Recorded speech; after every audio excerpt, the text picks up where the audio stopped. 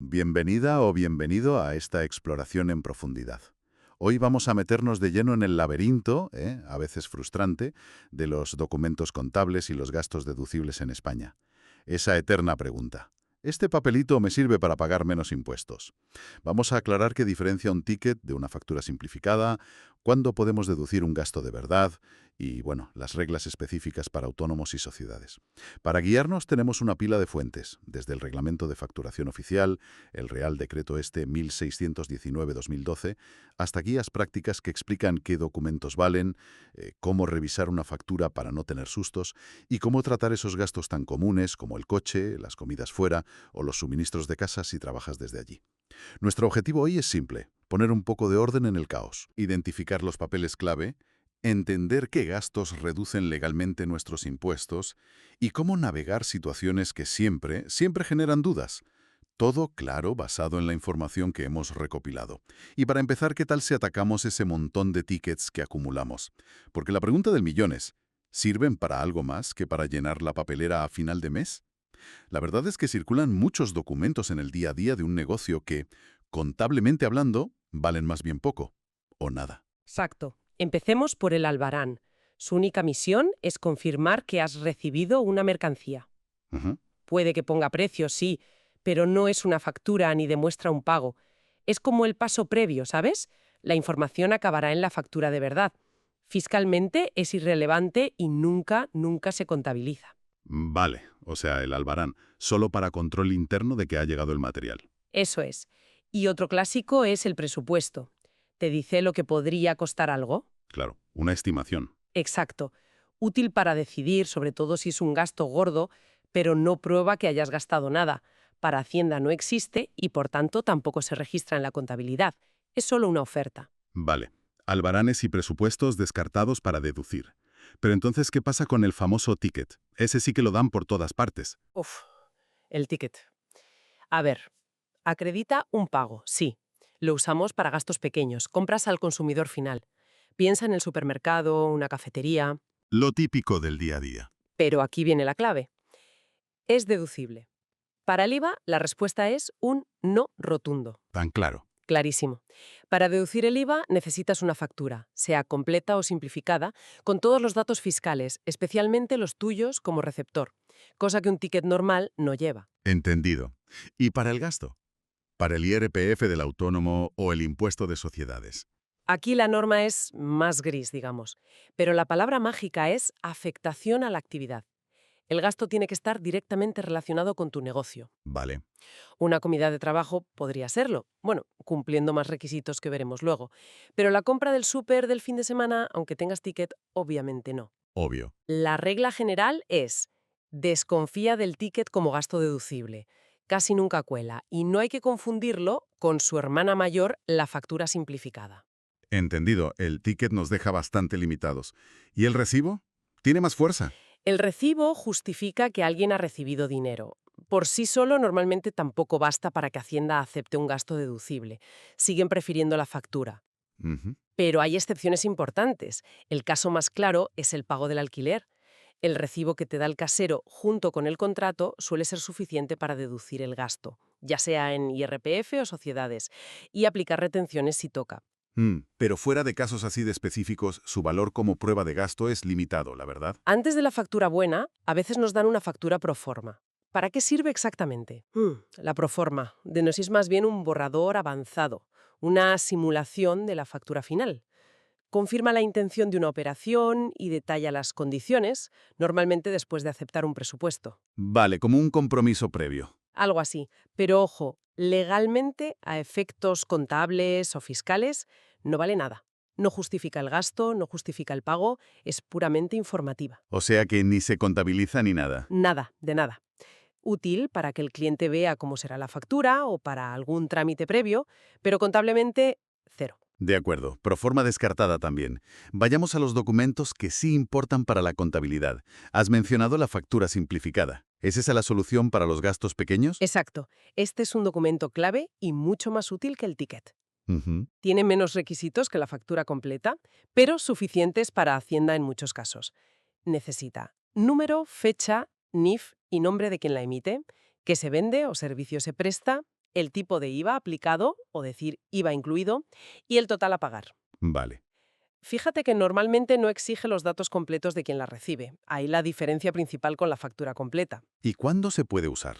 Pues en operaciones de hasta 400 euros IVA incluido, para corregir errores, o sea, facturas rectificativas, en ventas al par menor y en muchos servicios comunes, restaurantes, bares, peluquerías, parkings, peajes. Ah, vale, en muchos sitios. Sí, básicamente muchos sitios donde antes te daban un ticket sin más valor.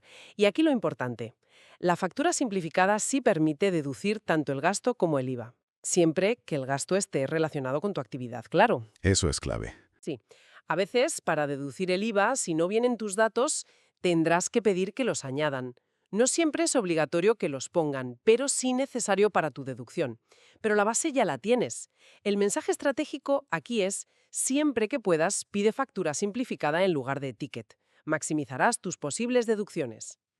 Entonces, la factura simplificada es un gran avance respecto al ticket. Y por encima de ella está la reina madre, la factura ordinaria, la que necesitamos para justificar gastos importantes sí o sí. Correcto. Es el documento mercantil por excelencia. El reglamento es muy claro sobre qué debe incluir. Número y serie únicos, fecha de emisión, datos fiscales completos, nombre, NIF, domicilio, tanto del que la emite como del que la recibe. ¿Los datos de los dos? Sí. Eso es, descripción clara de la operación, la base imponible, el importe antes de impuestos, el tipo de IVA aplicado, la cuota de IVA, el importe exacto del impuesto, separado, y la fecha de la operación si fue distinta a la de emisión. Luego hay menciones extra para casos especiales, ¿no? Si está exento de IVA, si aplica la inversión del sujeto pasivo, etc. ¿Cuándo es obligatoria esta factura completa? Principalmente cuando la operación es entre empresarios o profesionales, en exportaciones, en entregas dentro de la UE. Hay excepciones, claro, como algunas actividades sin IVA, aunque, ojo, médicos o dentistas sí deben hacer factura, o regímenes especiales.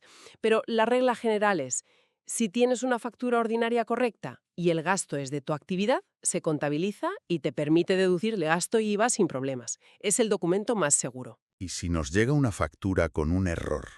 Un NIF mal puesto, un cálculo incorrecto. Hay que tirarla y empezar de cero, que es un marrón a veces. No, para eso está la factura rectificativa. Se emite justamente para corregir errores de una factura original. Datos, conceptos, importes, IVA mal aplicado o añadir algo que faltaba. Ah, vale. Debe decir claramente que es rectificativa, indicar a qué factura original corrige y tener todos los datos correctos. Tienes 4 años desde que se produjo la operación original para emitirla o recibirla. 4 años. Es bastante tiempo. Sí, pero es crucial que llegue a la otra parte, porque anula la original a efectos fiscales y contables para ambos. No vale corregirla tú a mano. Entendido. Para tener el cuadro completo, las fuentes mencionan otros tipos de factura brevemente. Sí, está la factura electrónica, con la misma validez que la de Copel, pero necesitas el OK del receptor para mandársela así. El consentimiento, claro. La factura recapitulativa, que agrupa varias operaciones con el mismo cliente o proveedor en un mes. Útil para no emitir decenas de facturas pequeñas, ¿sabes? Sí, práctico. Y la autofactura, un caso más raro, donde el cliente hace la factura en nombre del proveedor. Necesita acuerdo previo y aceptación, aunque la responsabilidad final sigue siendo del proveedor. Vale, ya tenemos el documento correcto, sea simplificada u ordinaria. Antes de registrarla, ¿qué comprobaciones son imprescindibles para evitarnos problemas futuros? A ver, lo primero, ¿quién la emite? Para saber si es un ingreso nuestro o un gasto. Luego, los datos clave, nombre o razón social, NIF y dirección, tanto nuestros como del otro. ¿Comprobar que estén bien los NIFs? ¿Sí? Fundamental, ojo con la fecha. Tiene que ser del trimestre que toca declarar. Si te aparece una factura de venta de hace meses, puede implicar hacer declaraciones complementarias. Un lío. Uf, sí. La descripción, para saber qué se compró o vendió y usar la cuenta correcta. Y, por supuesto, los números, base imponible, tipo de IVA, cuota de IVA y la retención de IRPF si la hay. Que cuadre todo. Es crucial que cuadren. Base por tipo de IVA igual a cuota y base más cuota menos retención igual a total. Nunca modifiques los números a mano para que cuadre. Si hay un error, pide una factura rectificativa. Siempre. ¿Algún chequeo extra para facturas que vienen de fuera o gastos que suelen dar guerra? Sí.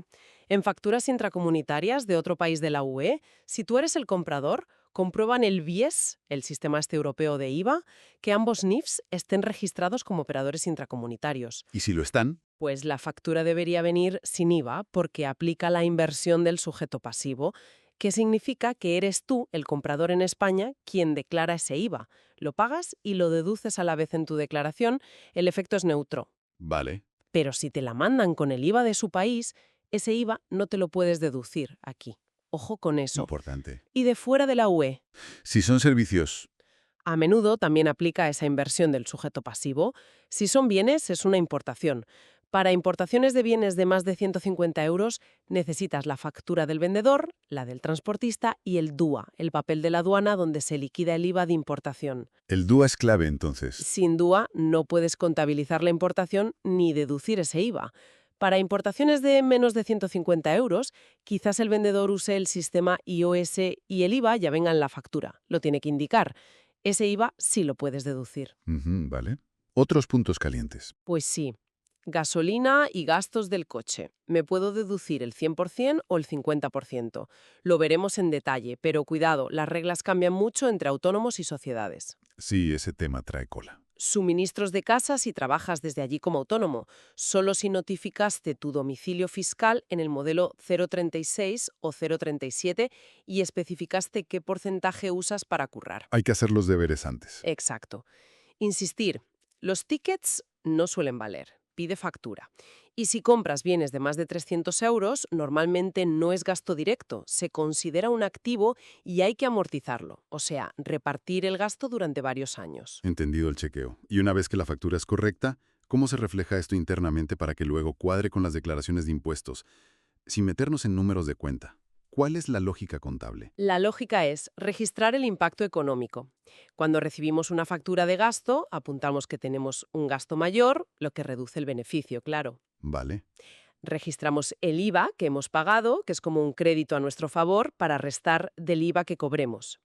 Y anotamos que le debemos ese total al proveedor. La deuda. Cuando pagamos, simplemente cancelamos esa deuda y registramos que ha salido dinero del banco. Ok, gasto, IVA soportado y proveedor. Eso. Si hay descuentos, si viene ya en la factura, simplemente el gasto que registramos es menor desde el principio. Vale. Si nos hacen un descuento después, por ejemplo, por pagar pronto, lo registramos aparte.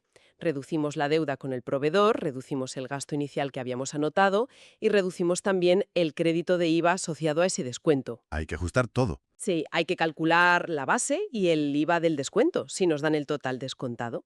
Y al revés, cuando emitimos una factura de ingreso. Pues registramos que tenemos un derecho de cobro sobre el cliente por el total.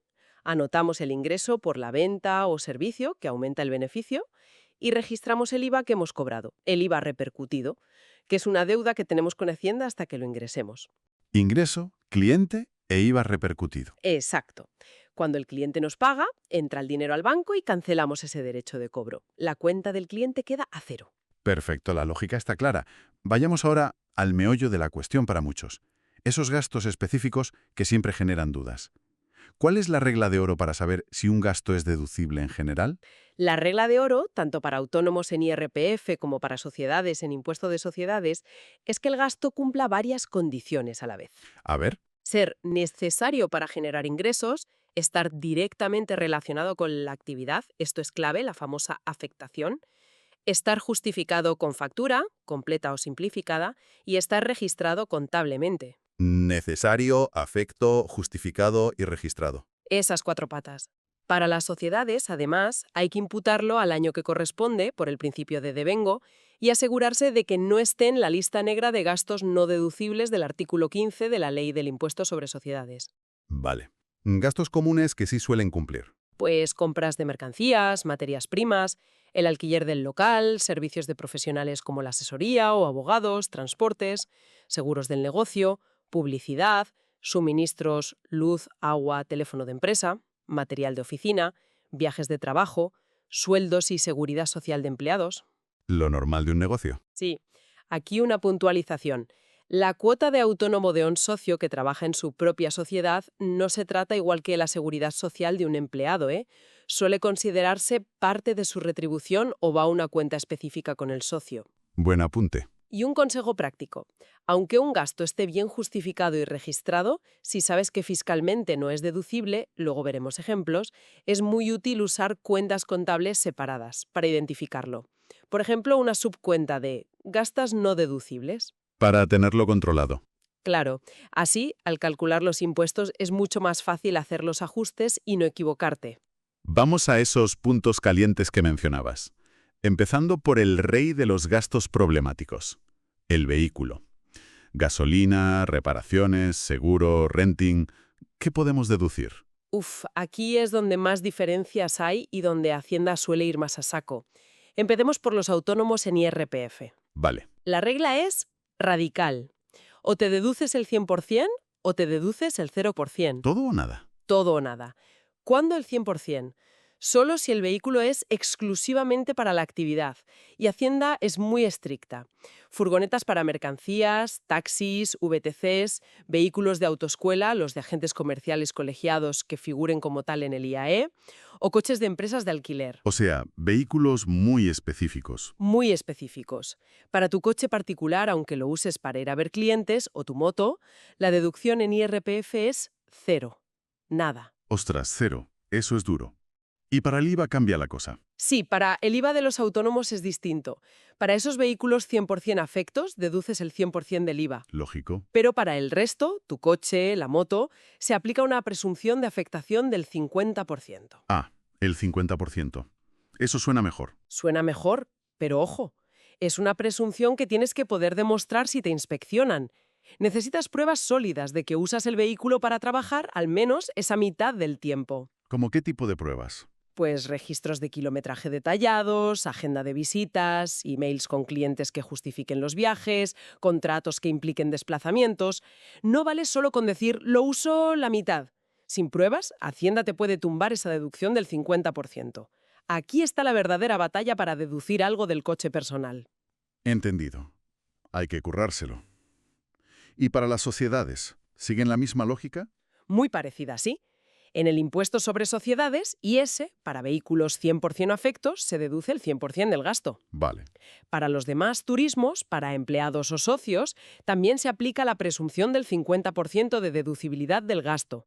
Es decir, la sociedad deduce la mitad de la amortización, renting, gasolina, etc. También el 50% para el gasto en IS. Eso es.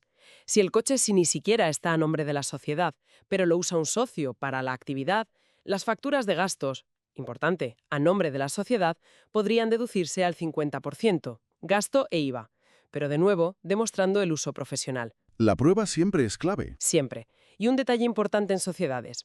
Si el coche de empresa se deja usar al trabajador o socio para fines personales, ir de vacaciones, fines de semana, eso se considera retribución en especie. Ah, como un pago en especie. Exacto. La empresa, en ese caso, sí deduce el 100% del gasto del coche, parte como gasto del vehículo, parte como gasto de personal, pero tiene que calcular cuánto vale ese uso personal e incluirlo en la nómina del empleado como un ingreso más, sujeto a IRPF y cotizaciones. Hay una fórmula para calcularlo. Vale. Tiene implicaciones para el trabajador también. Correcto. Y para el IVA en sociedades la regla es calcada a la de los autónomos. 100% para vehículos específicos, presunción del 50% para el resto, siempre sujeta a prueba. Otro clásico de las dudas. El teléfono móvil. Si solo tengo una línea para todo, ¿qué pasa? Pues mira, si tienes líneas separadas, una personal y otra solo para el negocio, la del negocio es 100% deducible. Gasto e IVA. Fácil. Lo ideal. El problema es la línea única de uso mixto. Para autónomos en IRPF, Hacienda ha dicho en una consulta vinculante famosa, la V273118, que si la usas para temas privados, y es difícil no hacerlo, no deduces nada del gasto. 0. ¿Otra vez cero? Sí, la recomendación clara es: ten líneas separadas, aunque cueste un poco más al mes. Te ahorras problemas. ¿Y el IVA de esa línea mixta del autónomo? Pero, como siempre, necesitas pruebas que relacionen ese uso con tu actividad y tus ingresos. No es automático. Vale, el 50% del IVA, pero con justificación. Eso es. En sociedades la lógica es similar, aunque quizás sea más fácil justificar la necesidad si es un teléfono de empresa para un empleado concreto. Hablemos de comer fuera. Los gastos de manutención o dietas del autónomo cuando está trabajando. Vale. Para que sean deducibles en IRPF hay dos requisitos estrictos y simultáneos. tener factura completa, no ticket, de hostelería y pagar con medio electrónico. Factura y tarjeta, básicamente. Tarjeta, móvil, transferencia, cualquier cosa que deje rastro bancario. Si pagas en efectivo, aunque tengas factura, adiós deducción en IRPF. Aunque sea comida de trabajo. Aunque sea comida de trabajo clarísima. Y lo curioso es que no importa si comes en tu misma ciudad o en fin de semana, mientras cumplas esos dos requisitos, factura y pago electrónico. Vale. Pero hay límites, ¿no? Sí, hay límites diarios al gasto que te puedes deducir en IRPF. En España son 26,67 euros si no duermes fuera y 53,34 euros si sí pernoctas. 26,67 sin dormir fuera. Y en el extranjero suben a 48,8 euros sin pernoctar y 91,35 euros pernoctando. Vale, hay unos topes. ¿Y el IVA de esas comidas? Es deducible si el gasto lo es en IRPF, o sea, si cumples factura y pago electrónico, y no se considera una atención a clientes que va por otro lado. Ujú. Si tu factura supera el límite, por ejemplo, comes por 60 euros en España sin pernoctar, solo deduces el gasto hasta el límite, los 26,67 euros, y el IVA correspondiente a esa parte. O sea, el IVA de los 26,67 euros. Exacto. El resto, la diferencia de base más su IVA, lo contabilizas como gasto no deducible. Si la factura está dentro del límite, pues deduces todo, gasto e IVA. Entendido. Y para el autónomo que trabaja desde casa, la luz, el agua, internet, ¿cómo va eso? Que es cada vez más común. Muy común, sí. Lo primerísimo, tienes que haberle dicho a Hacienda, en el modelo 036 o 037, que trabajas desde casa. Y no solo eso, tienes que indicar cuántos metros cuadrados usas para la actividad y qué porcentaje es del total de la vivienda. Hay que declararlo formalmente. Fundamental. Sin esto, olvídate de deducir nada de suministros o de la casa. Vale. Una vez hecho eso, Los gastos de la casa en sí, los de titularidad, IBI, comunidad, intereses de la hipoteca, la amortización si la casa es tuya, los deduces en proporción a los metros cuadrados afectos y a tu porcentaje de propiedad. doble proporción. Sí, si usas el 20% de la casa y es tuya el 50% porque está en gananciales, pues deduces el 20% del 50%, o sea, un 10% de esos gastos. Vale. ¿Y los suministros? Luz, agua, internet. Aquí viene la regla especial. Para los suministros en IRPF, aplicas el 30% sobre la proporción de metros afectos. El 30% de la proporción. Sí. Ejemplo, usas 40 metros cuadrados de tu casa de 100 metros cuadrados, o sea, el 40%. El porcentaje a deducir de la luz, agua, gas, internet en IRPF es 30%, 40%, igual a 12%. Ah, vale. El 12% del total de la factura de suministros. Exacto. Si gastas 5.000 euros al año en esos suministros, deduces en IRPF 5.000 euros, 12% igual a 600. Entendido. Es una regla fija, ese 30%. Es una regla fija establecida por ley para simplificar. Pero cuidado, el IVA de esos mismos suministros no sigue esa regla del 30%. Ah, ¿no? ¿Cómo va el IVA? El IVA lo deduces directamente en proporción a los metros cuadrados afectos. O sea, sin el 30% extra. Sin el 30%. En el mismo ejemplo, si el IVA anual de los suministros fue 500 euros, deduces 500 euros por 40% es igual a 200 euros. Vale. IRPF, con el 30% de la proporción, IVA solo con la proporción directa. Eso es. Hay que separar bien al contabilizar lo que es deducible de lo que no, tanto la base como el IVA. Ya para cerrar, y pensando en las sociedades, ¿cuáles son esos gastos importantes que, aunque los contabilicemos, la ley del impuesto sobre sociedades dice que nunca son deducibles? El famoso artículo 15. La lista es larga, pero los más típicos que nos encontramos son el propio pago del impuesto de sociedades, lógicamente, Claro. las multas y sanciones de tráfico, de Hacienda, de la Seguridad Social, ninguna es deducible. Los recargos por pagar impuestos tarde, tampoco. Los donativos y liberalidades en general, salvo excepciones como regalos a clientes hasta el 1% de la cifra de negocios, gastos de promoción o detalles con el personal si son costumbre, como la cesta de Navidad. La cesta de Navidad sí puede ser, si es costumbre. Sí, sí se puede demostrar que es un gasto por usos y costumbres con el personal. Luego, gastos con paraísos fiscales, salvo prueba de que la operación es real y tiene sentido económico. Ciertos gastos financieros entre empresas del mismo grupo, o indemnizaciones por despido que superen ciertos límites legales o pactados. Una lista a tener en cuenta. Desde luego, es vital identificar estos gastos y marcarlos como no deducibles al hacer la contabilidad para calcular bien el impuesto de sociedades al final del año. Bien, hagamos un resumen rápido de esta inversión. Queda claro que no todo papel vale. Albaranes y presupuestos, fuera. Los tickets son un problema, sobre todo para el IVA, y deducirlos como gasto es difícil y arriesgado. Muy arriesgado. La factura simplificada es nuestra aliada para gastos comunes. Y lo más importante, las reglas para deducir gastos clave como el coche, el teléfono, las comidas o los suministros de casa cambian mucho si eres autónomo o sociedad, y también entre IRPFs e IVA. Muchísimo. La clave es conocer la regla de tu caso y tener la factura correcta. Entender estos detalles no es solo para cumplir y evitar multas, es una herramienta básica para gestionar mejor el dinero y optimizar lo que pagamos en impuestos, siempre dentro de la ley, claro.